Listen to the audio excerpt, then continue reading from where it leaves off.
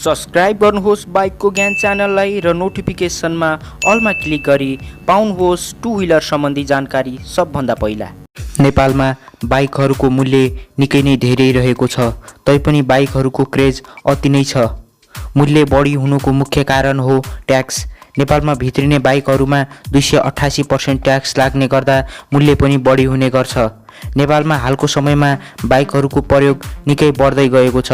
यसको मुख्य कारण हो सहरी क्षेत्र, विशेष गरी काठमाडौँ उपत्यकामा बढी ट्राफिक हुने गर्दा बाइकको प्रयोग गर्ने गर्छ, जसले गर्दा समयको सदुपयोग हुने गर्छ।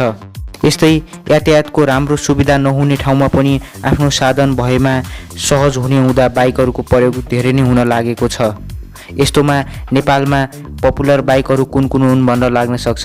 त्यसैले यस भिडियोमा नेपालमा उपलब्ध पपुलर बाइकहरूको लिस्ट मैले बनाएको छु।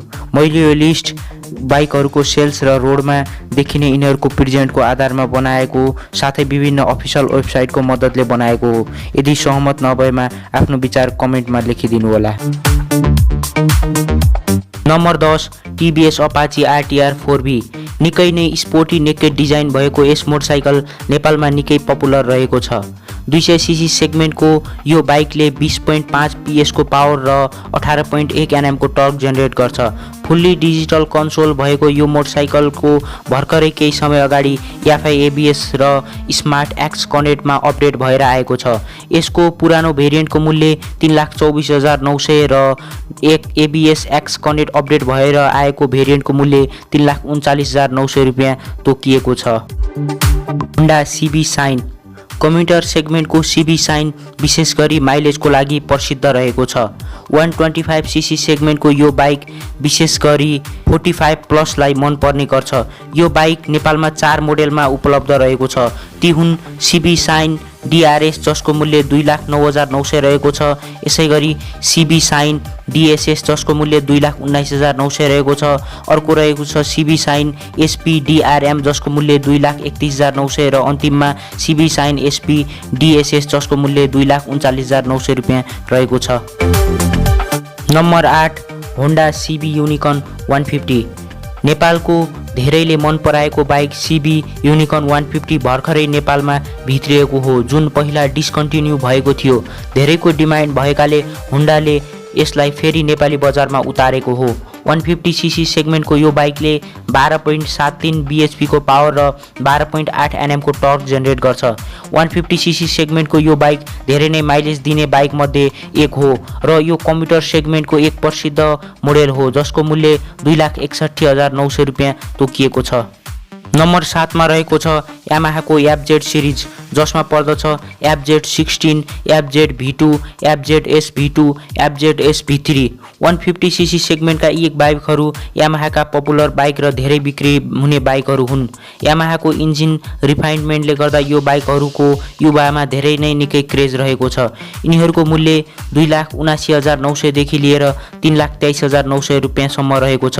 यी सिरिजका बाइकहरूमा 150cc को अन्य बाइकहरूको जति पावर नभए तापनि यिनीहरूको attractive design, wide tyre, muscular fuel tank, engine refinement जस्तोले गर्दा यिनीहरूको निकै नै क्रेज रहेको छ।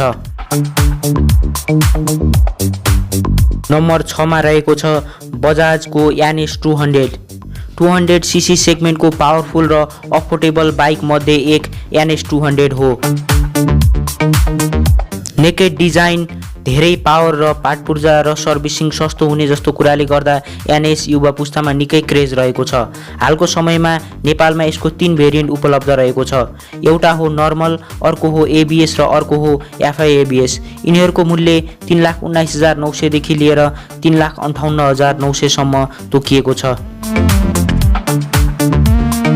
Number 5 hero super Splendor 125। यो 125cc सेगमेन्टको बाइक हो, जसले आफ्नो अलगै छाप पारेको छ। यो कम्युटर सेगमेन्टको उत्कृष्ट मोटरसाइकलले 9 bhp को पावर र 10.35 Nm को टर्क जेनेरेट गर्छ। यसले कम्पनीको अनुसार 60 देखि 80 kmpl सम्मको माइलेज दिन्छ। यसको नेपाली बजारको मूल्य भने 1,98,000 रहेको छ। Number 4 Bajaj Pulsar 220F ABS। सन् 2008 बाट नेपाली सडकमा घुर्न थालेको पल्सर 220F करिब 3 लाख युनिट नेपाली सडकमा रहेको अनुमान गरिएको छ। यसले 11 PS को पावर र 19.12 NM को टर्क जेनेरेट गर्छ। यसको मूल्य भने 3,34,900 रुपियाँ रहेको छ। युवा पुस्तामा 220 को निकै नै क्रेज रहेको छ। यसको फ्रन्टमा रहेको आइकोनिक डिजाइनले गर्दा यो बाइकलाई one of the best success bike मानिन्छ।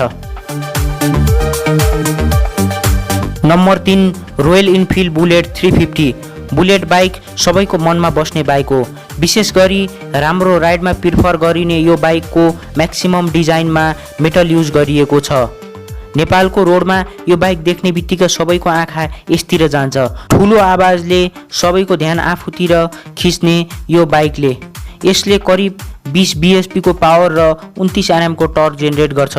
यसको मूल्य भने 4,50,000 देखि लिएर 5,50,000 सम्म रहेको छ। युवा पुस्तालाई बुलेट बाइकमा मनाङ मुस्ताङमा लङ राइडमा जाने भनेपछि कसैले मात्रै नाइ भन्छ होला। यो बाइक नेपालमा टुरिङको लागि पपुलर बाइक हो।